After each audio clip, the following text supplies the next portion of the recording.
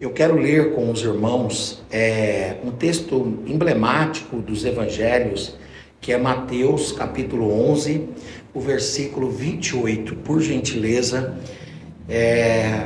e o versículo 29 também. Diz assim: Vinde a mim, todos os que estáis cansados e sobrecarregados, e eu vos aliviarei. Tomai sobre vós o meu jugo e aprendei de mim, que sou manso e humilde de coração, e encontrareis então descanso para as vossas almas. Amém e amém. Queridos irmãos, a nossa sociedade é uma sociedade que ela pode ser classificada como o apóstolo São Paulo definiu, como uma sociedade trabalhosa. Os nossos tempos são tempos trabalhosos.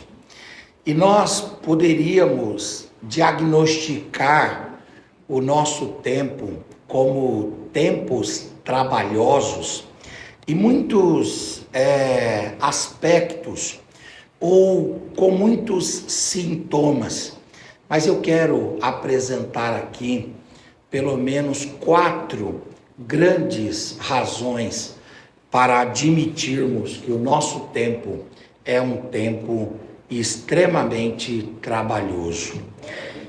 A primeira razão que o nosso tempo é trabalhoso é aquilo que um certo sociólogo sul-coreano chamado Byung-Chul Han escreveu numa obra dele, que ele lançou em 2010, chamada de A Nossa Sociedade é a Sociedade do Cansaço.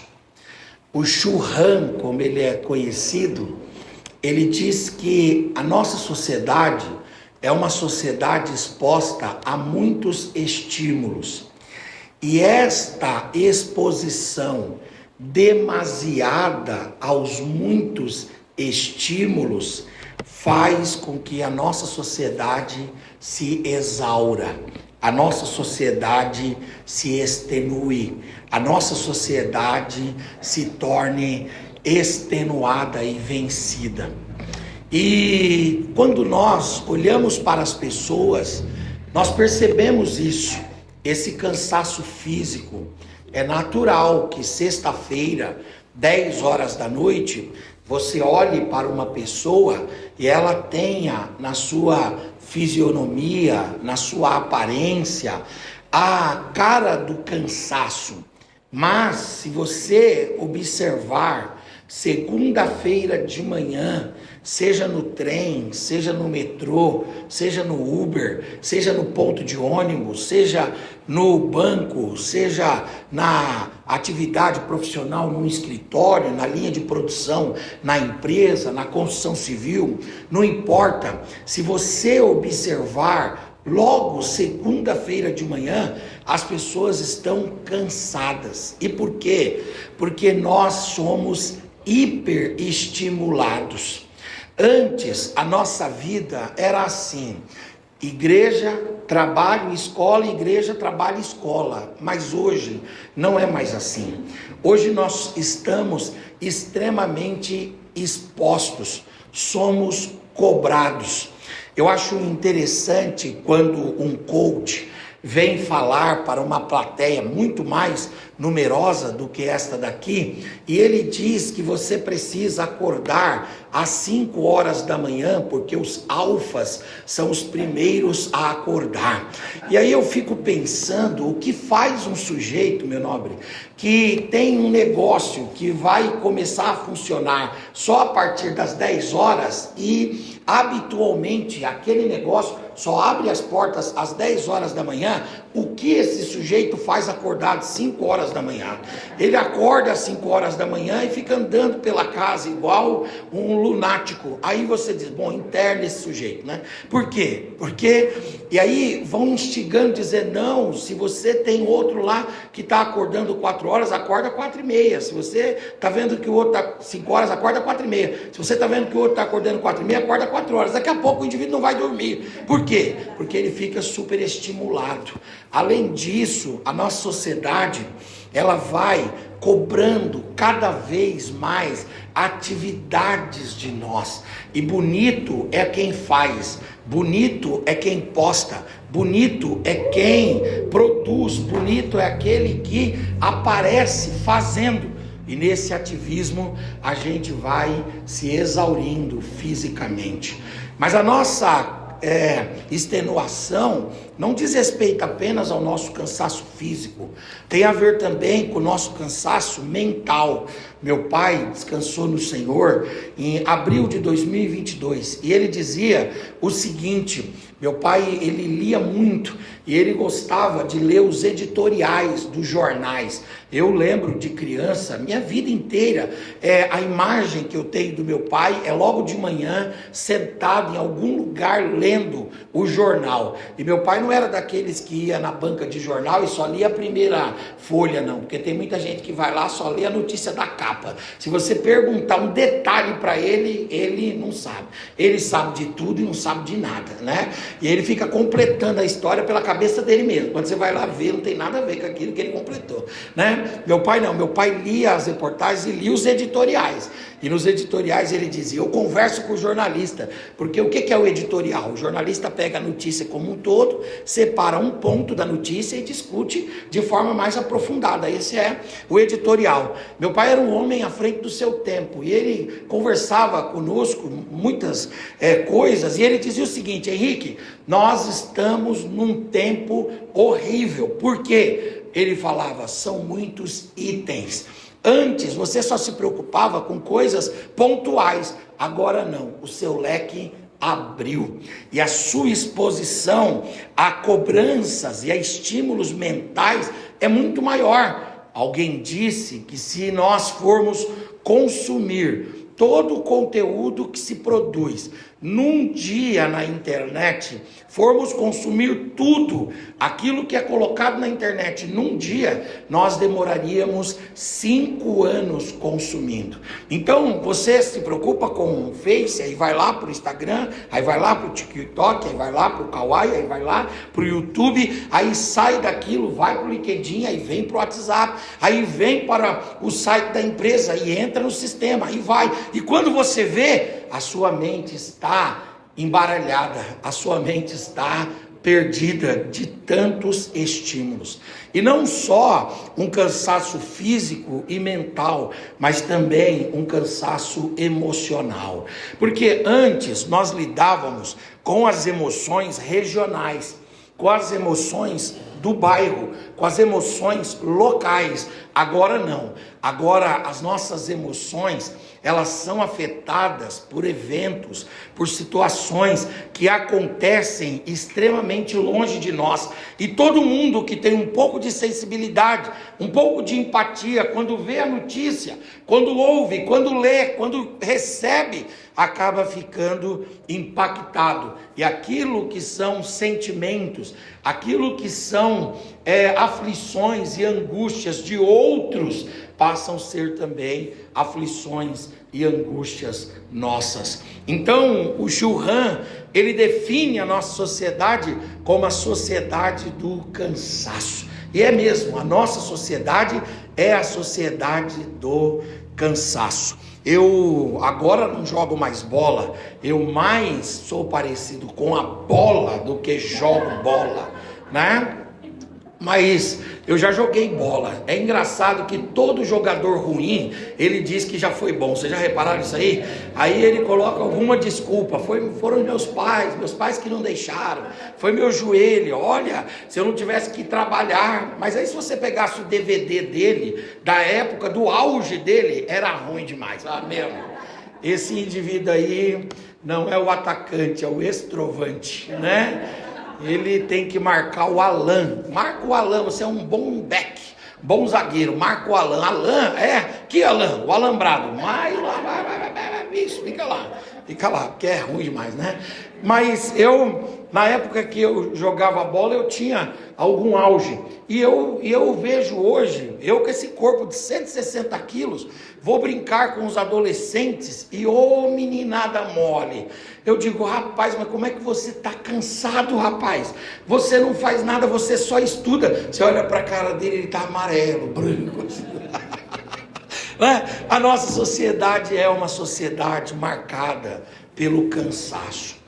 A segunda marca da nossa sociedade, como definiu um outro autor renomado também, que teve a sua obra publicada e difundida amplamente, ele escreveu esse livro em 2003, Zygmunt Bauman. Ele escreveu uma obra chamada Amor Líquido. E nesse livro ele fala que a nossa sociedade é uma sociedade problematizada. Por quê? Porque as nossas relações são relações liquidificadas, relações volúveis, relações fracas. Eu, por exemplo, no meu Instagram, eu tenho quase 6.000 pessoas. No meu Facebook eu tenho 5.000 pessoas. Eu tenho outros perfis do Facebook com 3.000, 4.000. Eu tenho um canal do YouTube com quase 1.500 pessoas. Eu tenho uma rede de LinkedIn que eu abandonei porque eu não aguentava mais, de 7.000 pessoas. E eu estou com outra agora de 600 pessoas que me seguem e compartilham lá. Mas se meu pneu furar aqui, eu vou dizer que eu não tenho ninguém aqui para ligar, para vir aqui a me atender. Se eu precisar de R$10 para comprar um prato de comida, eu não vou encontrar em nenhum desses uma pessoa que possa dizer, compra lá, pastor, que eu dou. Quem vai fazer? Quem faz sempre. A minha família e aqueles que são chegados. E os que são chegados, não são chegados por causa da rede social. Então a gente está em contato com um monte de gente, mas nós não podemos abrir o coração. Nós não podemos falar das nossas angústias, nós não podemos falar dos nossos temores. Aliás, é um absurdo o nosso tempo ser o tempo da delação premiada. O que é a delação premiada? É um instituto jurídico da área penal em que um réu é beneficiado por compartilhar as coisas erradas que ele fez com outro réu, prejudicando o outro réu e se safando. Isso daqui, no mundo da boca pequena, no mundo das veredas aí, é chamado de X9. E esse X9 ele não dura muito, né?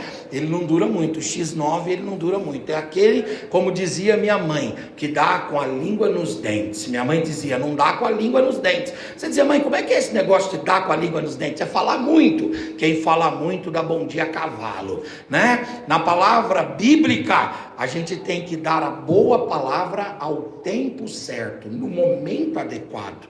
Então, a nossa sociedade é uma sociedade de relações fracas, de relações líquidas. Hoje nós estamos tendo que fazer contrato de namoro. Por que o contrato de namoro? Porque as pessoas estão namorando e elas já desconfiam que serão prejudicadas pela outra. Então elas fazem um contrato de namoro para não pedir amanhã ou depois um reconhecimento de união estável, para não pedir direito a bens, a pensão e assim sucessivamente. E isso é de parte a parte. Nós estamos na era da fraude emocional, que os tribunais precisam punir pessoas porque estão conversando, saindo, dialogando, mas o que querem não é a pessoa em si, são os seus bens, é o patrimônio, é um carro financiado no nome, é uma casa, é um apartamento financiado no nome. Esta é a nossa sociedade, a sociedade do amor liquidificado, do amor diluído, do amor fluido, do amor fraco. Nós estamos vivendo um tempo de frieza. Nós temos mais contato e menos intimidade. Nós temos mais visualização e menos percepção e leitura real do outro. A nossa sociedade é uma sociedade de amores líquidos. Agora, a nossa sociedade é também caracterizada como uma sociedade de tempos trabalhosos. Em terceiro lugar, porque é a sociedade que foi muito bem descrita por Michael Sandel, numa obra que ele lançou agora na pandemia em 2020, chamada A Tirania do Mérito.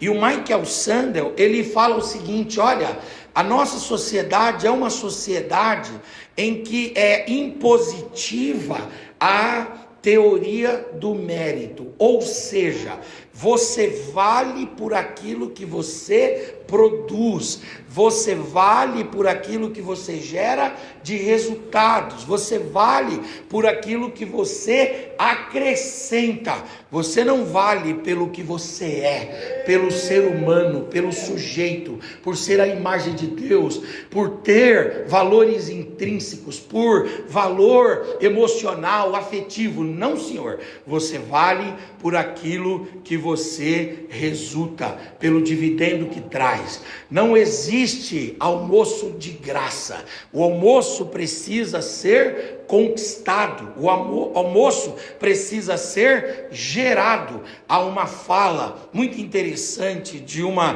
pessoa de renome na sociedade. Ela diz assim: eu não estou aqui para te ajudar, eu estou aqui para fazer negócios com você, e negócios são pautados em resultados. E esta ideia do mercado, esta ideia da economia, esta ideia que pauta as grandes empresas e até as atividades e os setores públicos, porque quem é funcionário público aqui sabe que hoje funcionário público também tem que cumprir meta, funcionário público também tem que cumprir resultados, e essa ideologia, essa filosofia, esse conceito toma as famílias, e aí na família você vale enquanto produz, enquanto cuida, enquanto doa, enquanto dá, enquanto entrega, enquanto fornece, enquanto se doa, você tem expressão, seu nome é chamado, chamam você para o aniversário, para o churrasco no domingo, chamam você para o Natal, chamam você para o Réveillon e até para passar alguns dias de férias. Mas se você não entrega nada, você mesmo no seio de afeto maior, mesmo no ambiente de carinho e de reciprocidade maior que é a família, essa ideia do resultado, ela está pautada. Eu particularmente respeito quem tem uma visão diferente. Eu não estou aqui para divergir dos irmãos, pelo amor de Deus, mas eu tenho uma ideia de que os nossos pais não poderiam ir para asilos, e eu respeito você se você colocou seu pai no asilo, eu respeito mesmo diante de Deus, mas eu vou falar da forma como eu vejo, do meu sentir, porque os pais trabalharam por nós, antes de nascermos e depois de nascermos, os nossos pais suaram, abriram mão e abdicaram-se de suas vidas, de seus sonhos. Quem é pai aqui sabe muito bem, você tem desejo de comprar um terno para você, mas você sabe que o seu filho precisa de terno. O que você faz? Quem é pai consciente, mãe consciente, abre mão da sua roupa para vestir o filho. Eu tive na Espanha ano passado, pregando lá e fazendo um curso em Salamanca. Fui em Madrid e em Salamanca, e lá eu encontrei roupas muito baratas, e eu cheguei numa loja de terno, e eu encontrei ali um terno, e para mim é difícil, porque o meu número não tem mais aquelas letras, X, Y, Z, H, A, B, C, D, E, né? Não tem mais esse negócio aí, coloca mais, aí coloca letras, coloca, um monte de coisa, então é difícil achar. Mas numa loja da Espanha eu encontrei um terno que me deu certinho, o defunto me calçava o meu sapato, era igualzinho, né? Aí eu encontrei o corte certinho para mim, e aí eu fui, peguei o blazer, coloquei. Quando eu estou vendo, pastor Evandro, o meu blazer lá, meu terno, era mais ou menos um valor X lá em euros, 150 euros mais ou menos, 150, 180 euros. Aí quando eu olhei, eu falei assim, eu vou comprar isso daqui, eu vou fazer um sacrifício, vou entrar no cartão, mas eu vou comprar, porque é difícil encontrar um blazer para mim, assim, que caia de primeira, eu vou comprar. Quando eu olho assim, do lado, aí eu dei uma olhada do lado, aí eu vi um terno que é do tamanho do meu filho Dudu, e ele estava a 75 euros mais ou menos, ou 65 euros. Aí eu olhei e falei assim, eu não vou levar o meu, eu vou levar 2 para o meu filho. E esse espírito é o espírito da paternidade, e esse espírito é o espírito da maternidade. Mas aí chega lá no final, quando a gente já não pode produzir, quando a gente já não dá resultado, quando a gente já não consegue viajar e trazer coisas para eles, ao invés de para nós somos escanteados. Eu quero dizer uma coisa para você, eu tenho essa convicção comigo. O meu pai, alguns irmãos aqui me conhecem há muitos anos e sabem como meu pai me deu trabalho. Meu pai tomava umas canjibrinas, aquela água que ninguém bebe, sabe? Os irmãos aqui são tudo crente, criado na igreja, não sabem o que é isso, mas é água que passarinho não pode beber. E aí ele tomava umas a mais, entendeu? E chegou um período que a minha mãe não conseguiu mais ficar com ele, por impaciência mesmo, ele muito violento, muito briguento, só estavam os 2 dentro de casa, e ela falou, olha, eu não consigo ficar com seu pai. E ele então saiu de casa. E ele, ao invés de se organizar, ele não se organizou. Ele ficou com a mente tão perturbada que ele foi para a rua. E ele ficava na rua mesmo. Ele bebia tal e ficava na rua. E eu me lembro dos meus irmãos, alguns deles, não todos, né? Mas alguns menos conscientes e menos instruídos pela palavra de Deus, dizendo, Rick, tem que pegar o pai, colocar num asilo e abandoná-lo lá. Aí eu disse, para quê? Para você não ter a vergonha das pessoas falando, vi seu pai caído ali? É para isso? Para você não ter a vergonha de ter seu pai chegando aqui sujo quando você está dando uma festa? O meu pai é o meu pai, a minha família é a minha família. Aonde eu entro, a minha família entra e pronto, e acabou. E não, aonde não cabe a minha família também eu não entro. Eu também não tenho lugar ali. E eu aprendi isso com Jesus. Porque o Jesus, como disse o Philip Yancey naquela obra, o Jesus que eu nunca conheci, ele diz que Jesus lavou a roupa suja da sua família e pendurou no varal da história. Jesus não fez igual a gente, roupa suja se lava em casa. Jesus pegou a roupa suja da sua família e pendurou no varal da história, na família de Jesus, e a gente sabe isso pelos evangelhos. Tem lá a meretriz Raame, tem lá a moabita Ruth, tem o Judá, que ele dormiu com a própria nora, a Tamar, e gerou o Pérez, e o Pérez é um dos bisavôs de Jesus. Jesus diz assim, eu não escondo a minha família, foi a família que Deus me deu, e se eu quero ser relevante e significativo, eu devo brilhar no lugar em que Deus me plantou. Eu devo brilhar no lugar em que Deus me plantou. Mas a nossa sociedade é essa sociedade da tirania do mérito, essa ideia do mercado, essa ideia da economia, essa ideia das relações comerciais tomam as famílias, e as famílias vão valorizar uns aos outros a partir do quanto produzem, do quanto geram de resultados, do quanto geram de dividendos, e isso vai tomando também a igreja. Eu hoje tenho 41 anos de idade, e eu digo para os irmãos que eu comecei a pregar quando eu tinha 16 anos, e eu já cometi atrocidades teológicas em cima do púlpito. Eu já falei besteira, hein? Pelo amor de Deus. Se fosse em outros tempos, eu não me deixava pregar mais. Falava, não, seu irmão, você prega no cantinho lá, fica quietinho lá, né? Porque eu falei besteira. Um dia eu estava pregando, adolescente, né? Fui pregar, e aí eu estava pregando, daqui a pouco, o que aconteceu?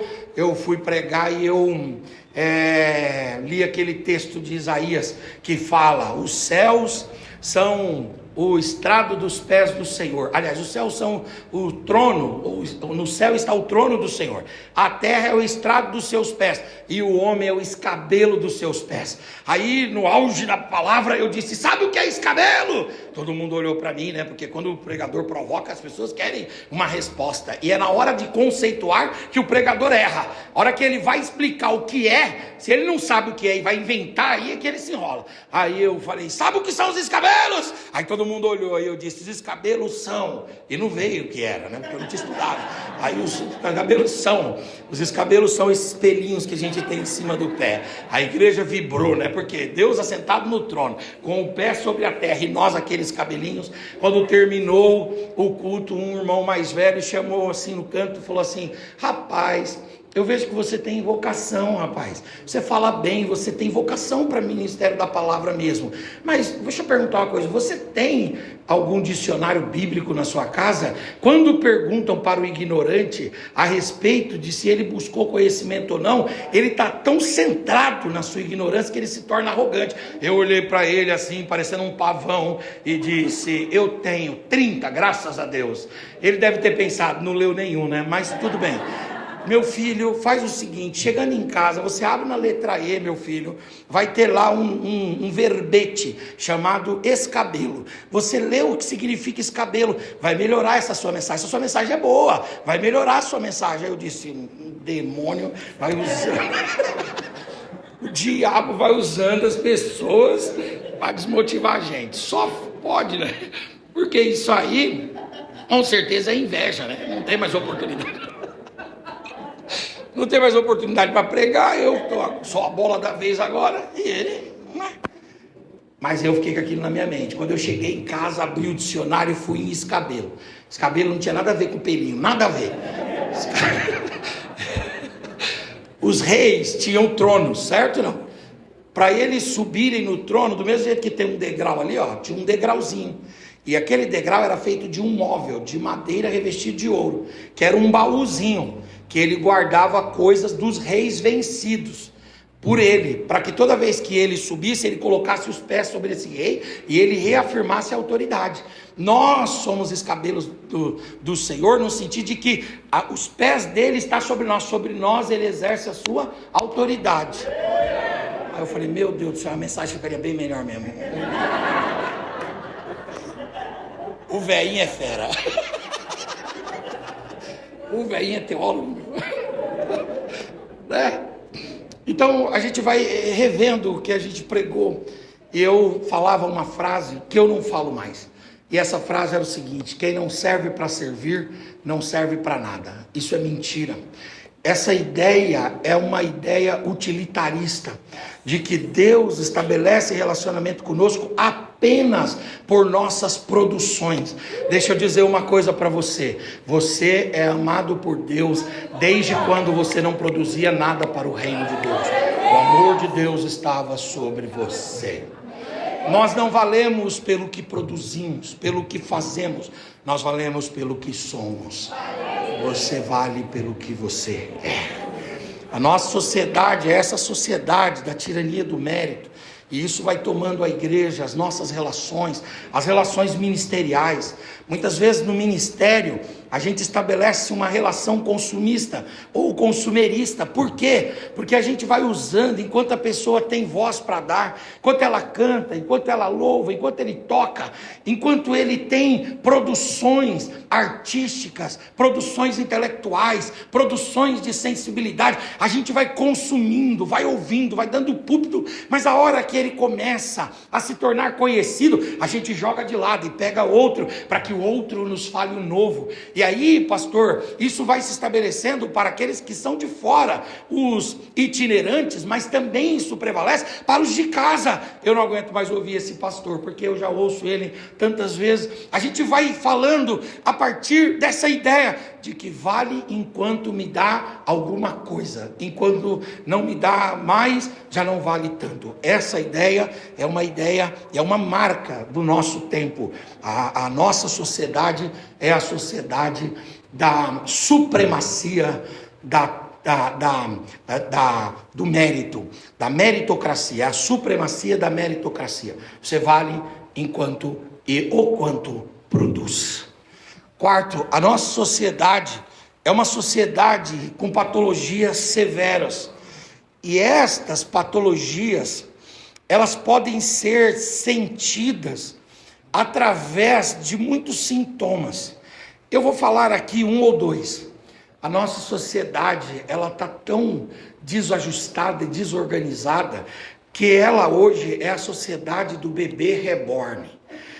Ora, você transferir as afeições de um ser humano para um boneco de plástico, para um boneco de borracha, e você estabelecer esse sentimento tão profundo e tão sagrado Quando Deus foi dizer a respeito do cúmulo do amor dele, quando Deus foi dizer a respeito da extravagância do seu amor, Deus usou a mãe. Ele disse: ainda que uma mãe que amamentou o filho o abandone, eu não abandonarei. Quer dizer, Deus tomou aquilo que na visão de Deus é a coisa mais sagrada, que expressa melhor o amor. E aí você pega toda essa sagracidade, toda essa veneração da maternidade e transmite para uma boneca. Ora, fazendo isso enquanto criança, tudo bem, mas agora como adultos,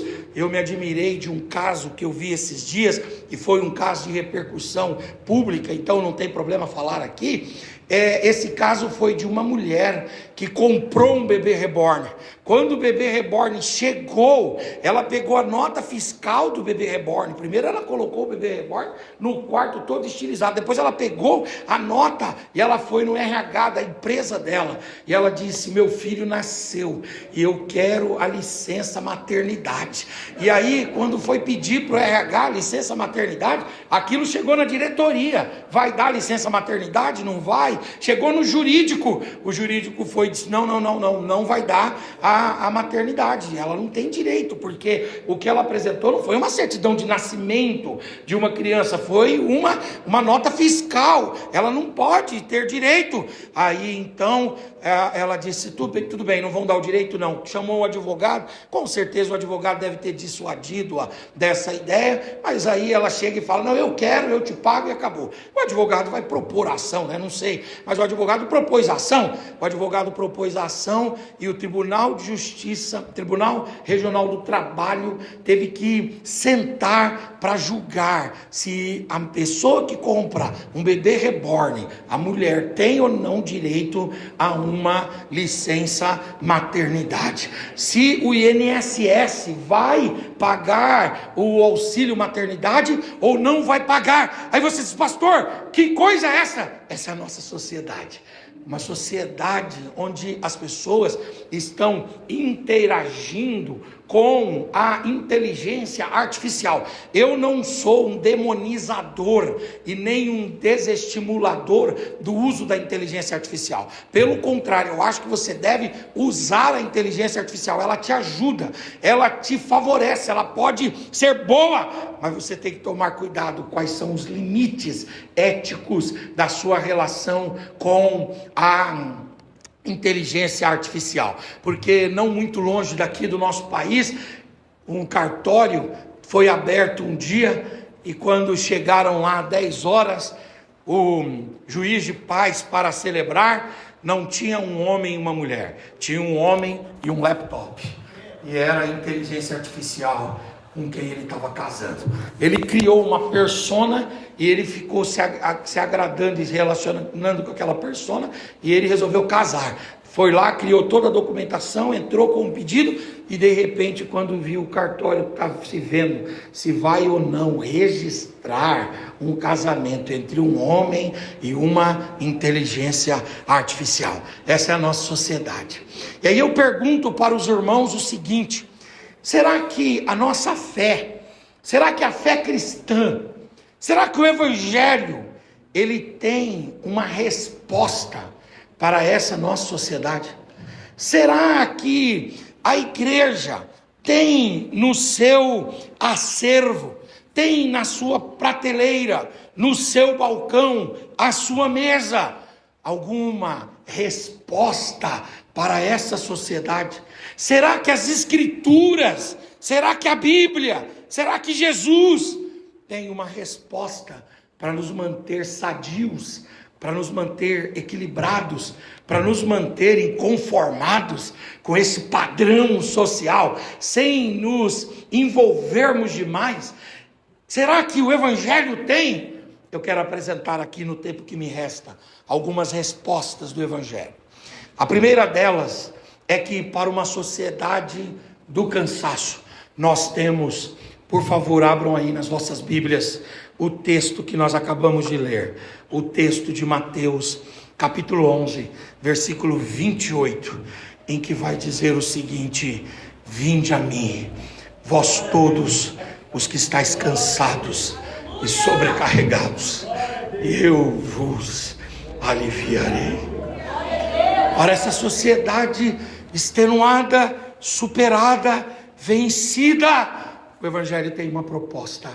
A proposta é encontrar em Jesus descanso para a alma, descanso para as inquietações, descanso para as interrogações, descanso para os seus múltiplos e amplos afazeres. O Senhor quer que você sente e você aprenda. Oh, Marta, você se envolve com tanta coisa, Marta. Você se compromete com tanta coisa. A Maria escolheu a melhor parte. A Maria escolheu sentar para aprender, para ouvir a palavra e para receber de Deus o alívio e o descanso. Em Deus nós temos o nosso Sabá. Em Cristo nós temos o nosso porto seguro. Em Cristo nós temos a nossa Eretz Menorá. Os judeus, eles andaram 40 anos no deserto em busca de uma terra de descanso. O texto que fala assim, quando eles chegam na terra, diz assim: então o maná parou e o descanso da terra cessou. Ou seja, quando eles chegam em Canaã, eles vão ter que lavrar a terra, enfrentar gigantes. É uma luta atrás de luta. Por quê? Porque não há descanso, não há Eretz Menorá, terra de descanso nessa terra, a não ser em Jesus. Quantos encontraram e encontram descanso, alívio em Jesus? Levante a sua mão. Deixa Jesus entrar no seu coração, na sua mente, na sua alma, no seu corpo. E Ele vai produzir para você alento. Ele vai produzir paz. Ele vai produzir quietude, Ele vai produzir serenidade, Ele vai produzir equilíbrio, Ele vai produzir paz, Ele vai produzir sosseguidão, Ele vai produzir calmaria. Jesus é o nosso descanso. A Bíblia apresenta Jesus lá no Salmo 40. É interessante que o Salmo 40 vai falando sobre Jesus. Aí ele diz assim que Jesus vem como um guerreiro, como um soldado, como o Messias, né? Vem como um guerreiro, um soldado para a batalha.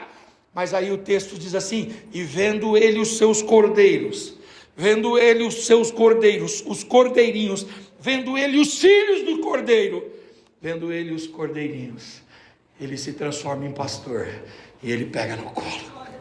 Ele é um soldado, ele é um capitão, ele é um general, ele é o Senhor dos exércitos, o Yahvé Sabaote na batalha, até chegar perto dos seus cordeiros. Quando ele chega perto dos cordeiros, ele é pastor, e ele pega no colo, e ele carrega no colo. Vem experimentar o descanso que há em Jesus. Abre o seu coração, abra a sua mente, abra a sua alma, e deixa Jesus pegar você no colo dele, e trazer a você o afago, o amor, a graça. Levante a sua mão e diga: traz paz aqui, Jesus. Uracandoremana Shurabai.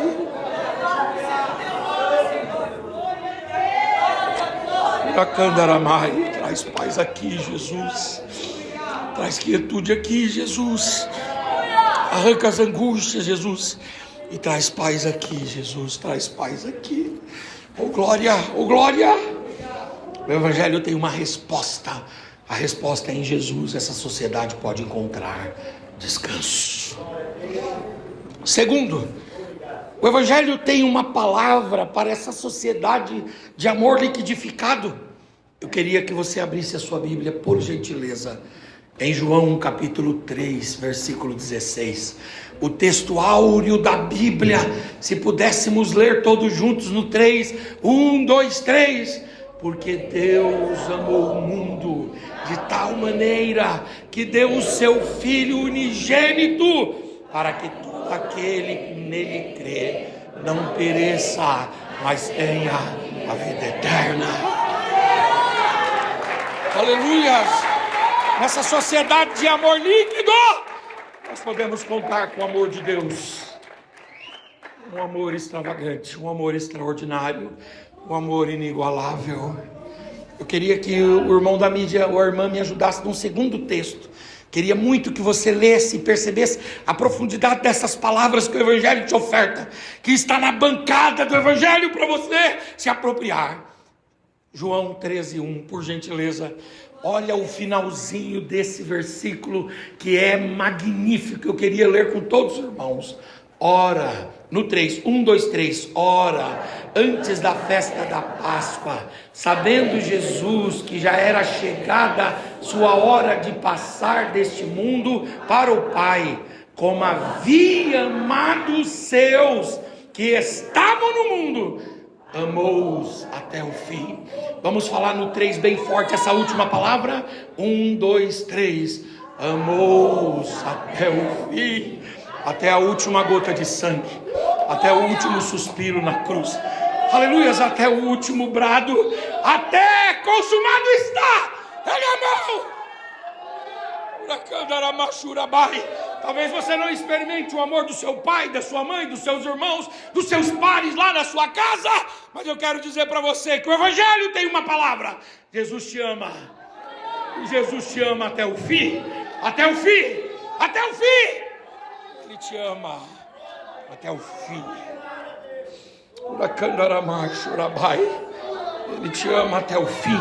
Sinta o amor de Deus, sinta o afago de Deus, sinta o cuidado de Deus nessa sociedade de relações bipolares, tripolares, quadripolares, que me amam de manhã e me odeiam à tarde, que se eu coloco a minha opinião me rejeitam e me desprezam. Se eu digo que eu sou São Paulino, no meio dos palmeirenses eu sou atacado.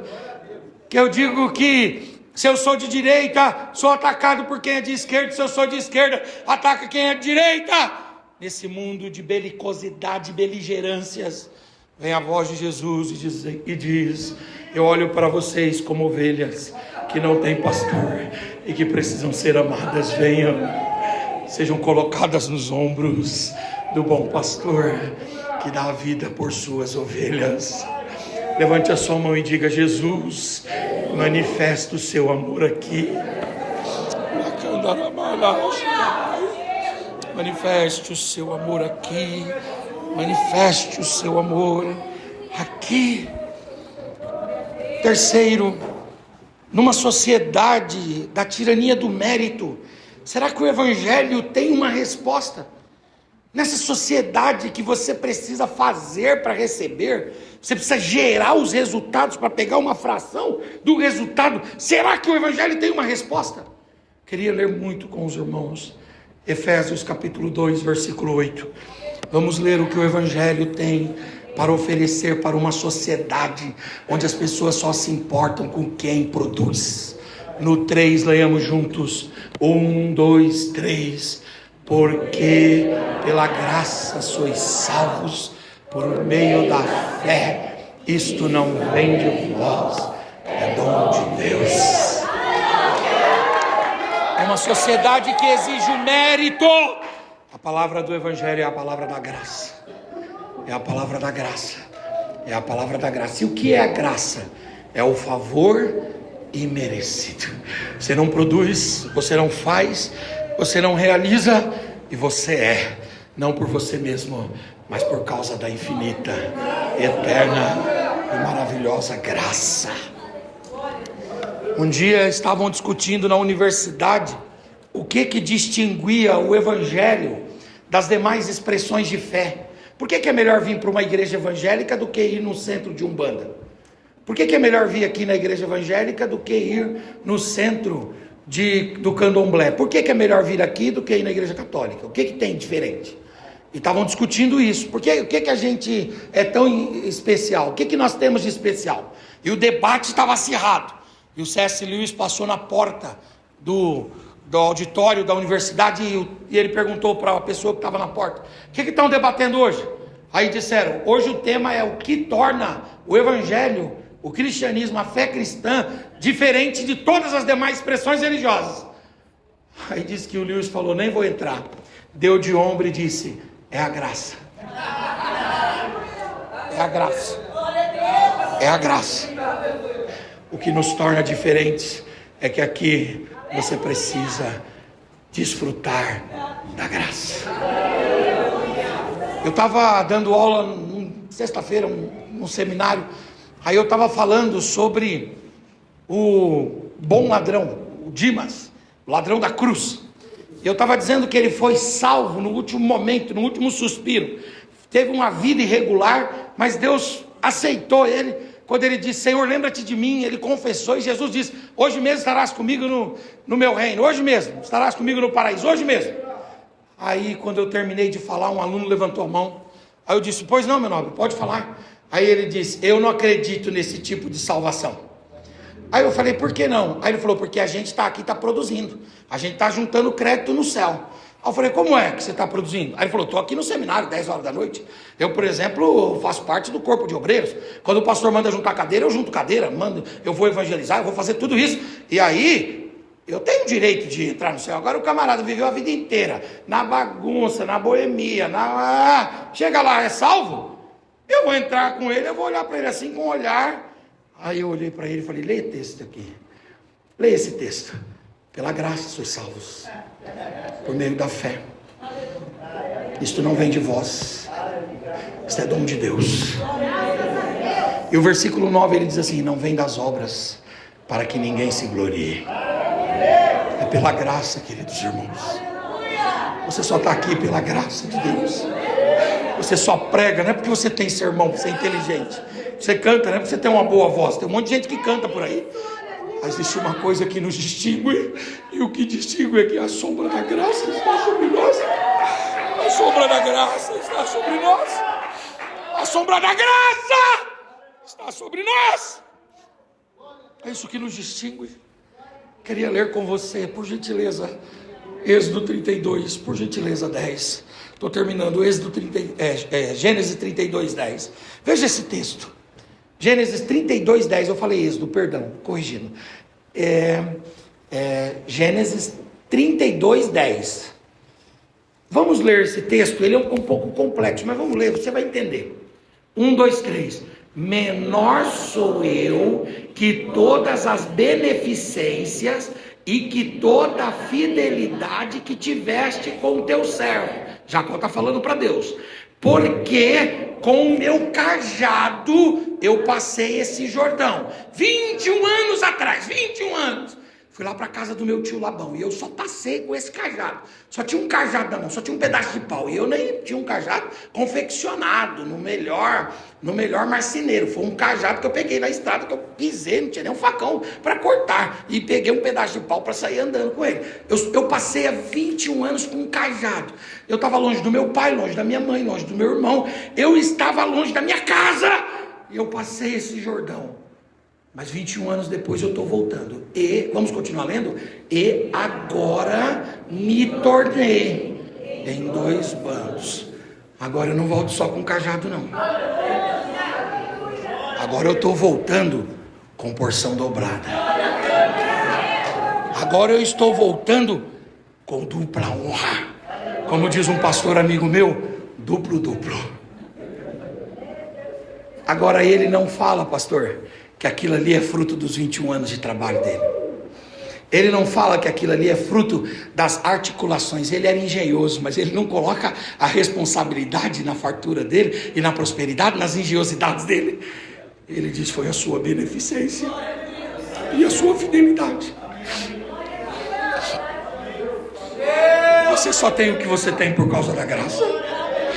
Você só é o que você é por causa da graça. Levante a sua mão, por gentileza. Levante a tua face. Levante a tua voz. Abra a sua boca. E dê uma palavra de adoração ao Senhor pela graça. Fica de pé no seu lugar em nome de Jesus. É a graça. É ela que te sustenta. É ela que te mantém. É a graça de Deus. Para essa sociedade onde você vale o que produz, vem Jesus e propõe a revolução. Vem Jesus e propõe o inconformismo. Vem Jesus e propõe uma reforma. A minha proposta é a graça. A minha proposta é a graça e é a graça. Para uma sociedade patologizada de bebê reborn, de inteligência artificial, esse mundo de desconexão com o ser humano e conexão exacerbada com o virtual, que a nossa mente fica turva, nosso pensamento fica influenciado para essa sociedade patológica. O que o Evangelho tem na sua caixa, no seu portfólio? Você abre o portfólio do Evangelho, o que o Evangelho apresenta? Queria ler com os irmãos Efésios 5:18. A gente pode ler juntos Efésios 5:18? Por gentileza, coloca aí no texto Efésios 5:18 para nós. No 3, 1, 2, 3. Para uma sociedade, para uma sociedade patologizada de enfermidades de alma, de burnout, de depressão, de estresse, de agonias e de inquietações. O Evangelho tem uma proposta. E a proposta do Evangelho é Efésios 5:18. No 3, 1, 2, 3. E não vos embriagueis com o vinho em que há contenda, mas enchei-vos do Espírito Santo de Deus. Fala para o seu irmão, o Espírito vai equilibrar você. Diga para ele, o Espírito vai dar sensatez para você. Diga para ele, o Espírito vai te colocar no eixo. Tem hora que a gente sai do eixo, mas o Espírito vai lá nos buscar com a sua mão poderosa. E Ele nos alinha de novo. E Ele não nos alinha com o mundo. Ele não nos alinha com as tendências. Ele não nos alinha com as ideologias. Ele não nos alinha com as conformidades. Ele nos alinha com a única coisa que vale a pena estar alinhado, com a vontade de Deus. Porque todas as outras vontades perecerão aqui, mas a vontade de Deus, ela é boa, ela é perfeita, e ela é agradável, e ela terá desdobramentos para toda a eternidade. Receba a paz de Jesus. Receba, aleluia, glória a Deus, a graça de Jesus. Receba, em nome de Jesus, o Espírito Santo de Deus sobre a sua cabeça, sobre a sua mente, sobre a sua alma. Quem quer ser cheio do Espírito, pega na mão desse irmão em nome de Jesus. Oh glória, oh aleluia. E nesta oração eu quero que você peça ao Espírito Santo para te encher. Aleluia, glória a Deus. Eu quero que você peça para o Espírito Santo te encher. Daqui a pouco vai acabar, sabe, esse ambiente gostoso aqui. Você vai voltar para a realidade, para a dura realidade. Um pastor amigo meu disse assim certa vez, pode subir. Um pastor amigo meu falou uma coisa interessante. Ele viajou para Minas. Ele foi assumir uma diretoria de uma grande emissora de televisão lá em Minas, uma das cidades importantes de Minas. Lá não era BH, outra cidade importante. Aí ele falou que quando chegou lá, ele sofria tanta pressão e tanta dificuldade, que ele vinha para o culto no domingo e ele não queria que o culto acabasse. Ele não era aquele irmão que ficava, acaba logo para ir embora. Ele diz, não, aqui eu recebo tanto de Deus que eu queria ficar aqui. Aleluias. Você vai voltar para a sua realidade, mas essa atmosfera daqui não vai sair de você. Essa graça daqui não vai sair de você. Eu quero que você ore pedindo ao Espírito Santo para encher a tua vida.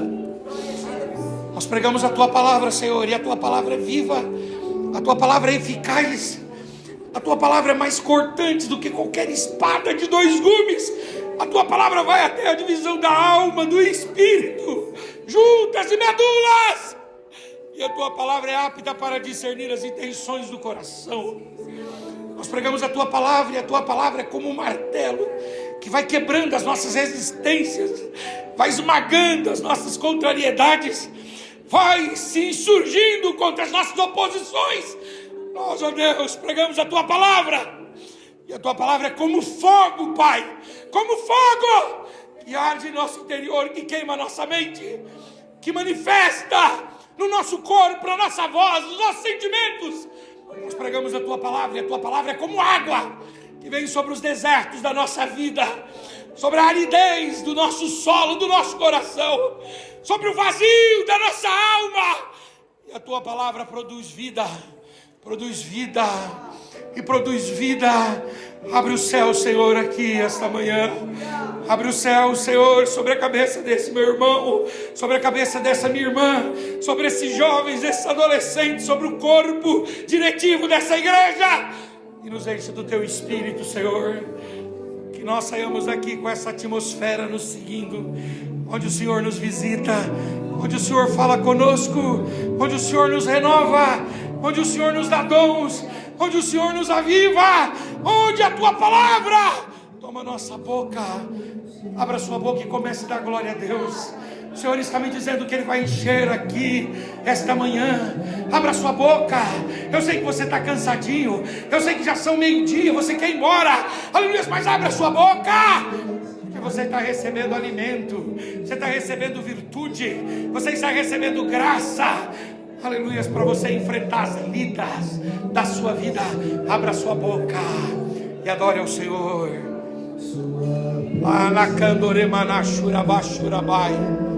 Se você quiser dar um abraço nessa pessoa que está aí do seu lado, dê.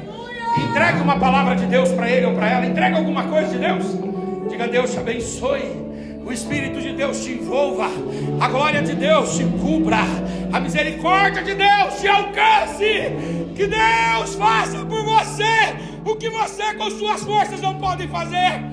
Que Deus faça por você o que suas mãos não são capazes de produzir. Que Deus te faça colher no deserto. Que Deus te faça andar em segurança na tempestade. Que Deus te faça experimentar as santas e maravilhosas provisões dele, não só para você, mas para toda a tua família. Adora o Senhor!